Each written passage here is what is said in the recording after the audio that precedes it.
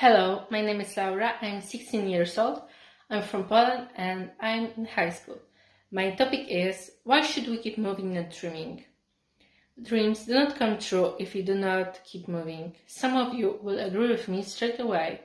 Some will not, but everyone must agree with the fact that making our dreams come true needs an action.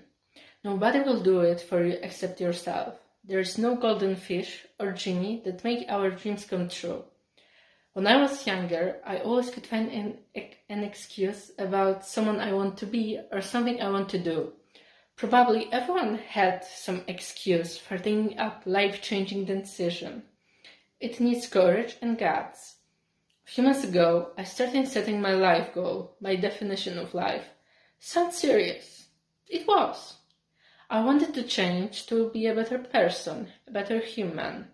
How? I came up with an idea to start doing things I want, not things that I should do. When I start changing my life and do things I want, things I feel, I start to love myself. When you start loving yourself, you start loving others. You feel good and you see good in other people. And this is it. We'll never achieve our goal if we truly do not feel it. So, how can we find a goal in our lives? Think who you are and who you want to be. Imagine that person. Once you have that person in your mind, plan how to become one.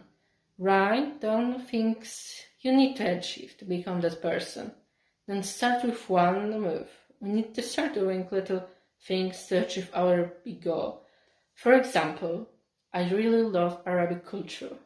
Food, language, culture. A few weeks ago, I started learning Arabic.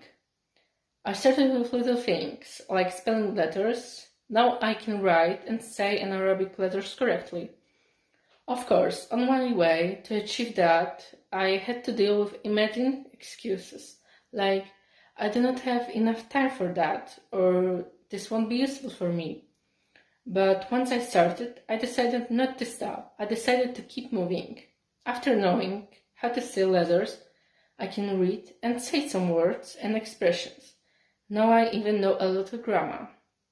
The best way to start moving towards a goal is, ironically, to sit and think about it. Think about what you really want and how I can do it. We can start with little things, but we must start a move. Not dream about how it will be or how it would look. This is my advice to you to do something we want and achieve our goals. Make small steps one by one. Sit, think, plan, do. And keep moving. Don't stop.